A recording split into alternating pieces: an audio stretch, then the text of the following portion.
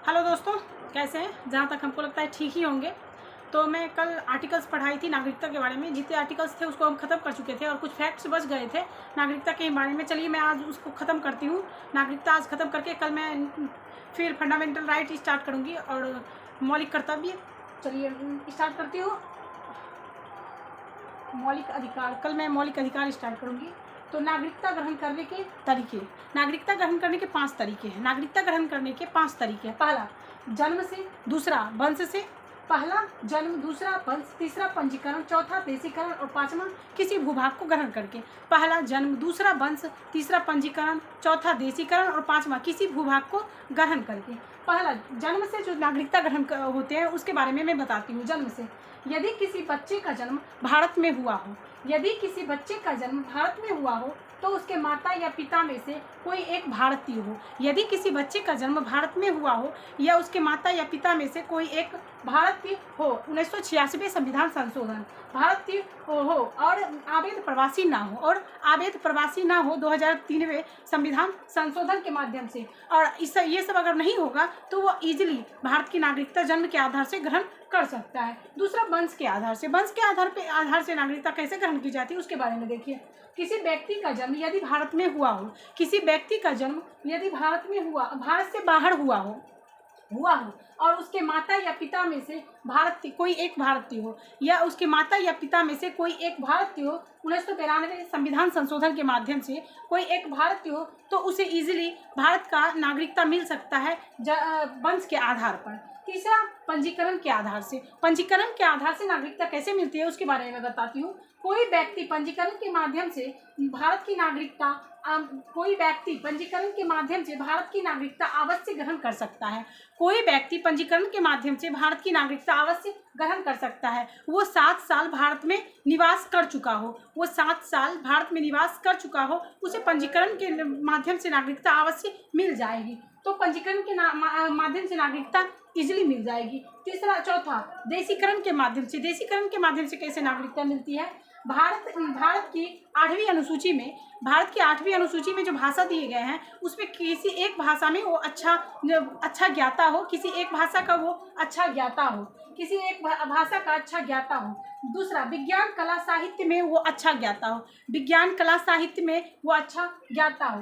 अब 10 वर्ष से भारत में निवास कर रहा हो, 10 वर्ष से वो भारत में निवास कर रहा हो और अच्छा चरित्र का हो, और उसका चरित्र जो हो अच्छा हो, और किसी ऐसे देश का निवासी ना हो जहाँ की नागरिकता को देशीकरण के आधार पर नागरिकता ग्रहण करने पर रोक लगी हो, और किसी ऐसे देश की निवासी ना हो जहाँ की नागरिकता ग्रहण करने के लिए देशीकरण के आधार पर नागरिकता ग्रहण करने पर रोक लगा दी गई हो। तो इसलिए पंजीकरण के माध्यम से आपको इस पे नागरिकता मिल सकती है। जितनी बात मैंने बताई उसमें सब में पंजीकरण के माध्यम से आपको नागरिकता मिल जाएगी। और पांचवा, किसी भूभाग को ग्रहण करके, किसी भूभाग को भारत में मिला के। अगर भारत में किसी भूभाग को हम मिला लिए, किसी भूभाग को भारत में मिला के नागरिकता ग्रहण की जा सकती है।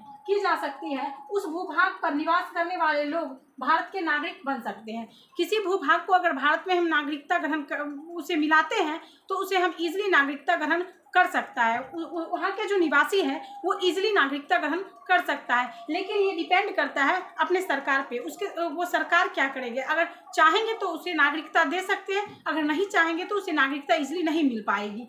तो किसी भूभाग को भारत में नागरिकता ग्रहण, जैसे कि सिक्किम को हम नागरिकता भी दे दिए और अपने में मिला लिए। गोवा, पुदुचेरी ऐसे सभी आदि राज्य हैं जिसे हम अपने में मिला के नागरिकता ग्रहण करवाए हैं। तो इस 5 तरह से हम नागरिकता को ग्रहण कर सकते हैं। 1955 नागरिकता संशोधन अधिनियम, 1955 में नागरिकता संशोधन अधिनियम हुआ। नागरिकता संशोधन, नागरिकता को खत्म कैसे किया जा सकता है इसको मैं बताती हूँ। 1955 नागरिकता संशोधन अधिनियम, नागरिकता को खत्म कैसे किया जा सकता है इसको मैं बताती हूँ। पहला परित्याग के माध्यम से, दूसरा खत्म और तीसरा वंचित। पहला परित्याग, दूसरा खत्म और तीसरा वंचित करना, परित्याग करना, खत्म करना और वंचित करना। परित्याग, यदि कोई नागरिक स्वेच्छा से नागरिकता त्यागता है तो उसे परित्याग कहते हैं। यदि मेरा मन होगा कि मैं इंडिया का नागरिकता छोड़ दूं तो मैं स्वेच्छा से अगर नागरिकता छोड़ दूंगी तो उसे परित्याग कहते हैं। दूसरा, खत्म करना, जब कोई व्यक्ति किसी दूसरे देश की नागरिकता ग्रहण कर लेता है तो नागरिकता स्वतः खत्म हो जाता है। जैसे हम चाहेंगे कि हम कोई अन्य देश में रहेंगे और वहाँ का नागरिकता ग्रहण कर लेंगे तो इंडिया का नागरिकता इजीली खत्म हो जाएगी। और तीसरा, वंचित करना, नागरिकता ग्रहण से 5 वर्ष से, जैसे नागरिकता हम ग्रहण किए और उस नागरिकता ग्रहण करने के बाद हम 5 वर्ष इंडिया में रहे और 5 वर्ष इंडिया में रहने के बाद हम 2 साल अपराध कर दिए तो हमें नागरिकता से वंचित कर दिया जाएगा।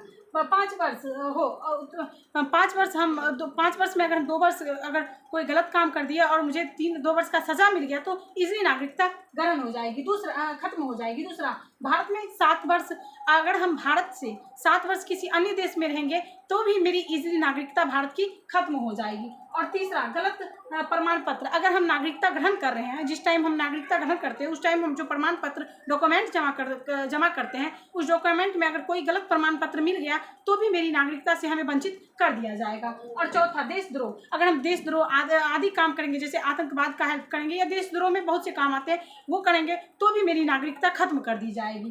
तो नागरिकता खत्म करने के ये तरीके। और नागरिकता संशोधन अधिनियम 2019, नागरिकता संशोधन अधिनियम 2019 में क्या प्रावधान किया गया? इस अधिनियम के माध्यम से 3 देश तथा 6 धर्म, नागरिकता संशोधन अधिनियम 2019 में जो प्रावधान किया गया है इस अधिनियम के माध्यम से 3 देश तथा 6 धर्म पाकिस्तान